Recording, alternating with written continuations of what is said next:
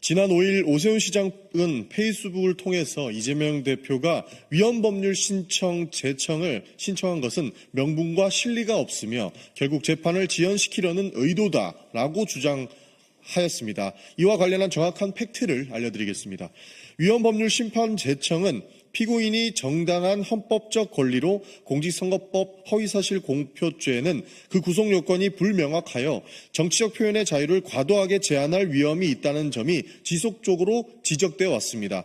2015년 개정 당시 인격이라는 표현이 삭제되었지만 여전히 행위라는 개념이 모호하여 후보자의 자질, 성품, 도덕성을 평가하는 데 있어 법 적용의 불명확성이 존재하고 행위에 대한 표현을 처벌하는 나라는 한국이 유일하며 이러한 문제가 헌법적 검토를 받을 필요성이 제기된 사안입니다. 또한 위헌법률 심판 재청은 피고인의 정당한 권리이며 법원이 이를 받아들이지 않으면 재판은 그대로 진행됩니다. 신청했다고 해서 무조건 재판이 지연되는 것이 아닙니다. 이재명 대표의 항소심 재판이 지연되고 있다는 국민의힘의 주장 관련해서는 이재명 대표 1심 선고는 2024년 11월 15일에 이루어졌고 항소심 첫 공판은 2025년 1월 23일에 열렸습니다.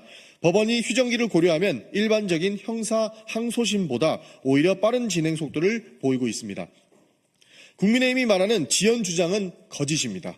오히려 검찰이 1심에서 1년 9개월 동안 공소 사실을 특정하지 못한 채 재판을 끌었고 막바지에 이르러 공소장을 변경하여 지연되었습니다. 또한 검찰은 43명의 증인을 신청했지만 이재명 대표 측은 단 4명만 신청하며 재판을 신속하게 진행하려는 의지를 보였습니다. 국민의힘 주장은 이재명 대표를 흠집내기 위한 가짜 거짓 프레임입니다.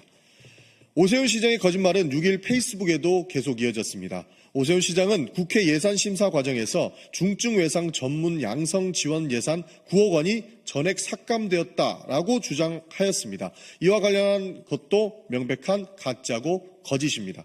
중증외상 전문의 양성 예산은 정부가 국회에 제출한 예산안 0원이었습니다. 보건복지부는 9억 원을 편성했으나 기획재정부에서 전액을 삭감했다는 것입니다. 이후 국회 보건복지위원회의 더불어민주당 의원들이 8억 8천만 원을 증액 의결하였으나 정부 여당이 협상을 거부해 최종적으로는 반영되지 못했습니다. 오세훈 시장은 이 사실을 왜곡하며 거짓을 주장을 멈추고 정확한 팩트 기반으로 발언을 할 것을 촉구합니다.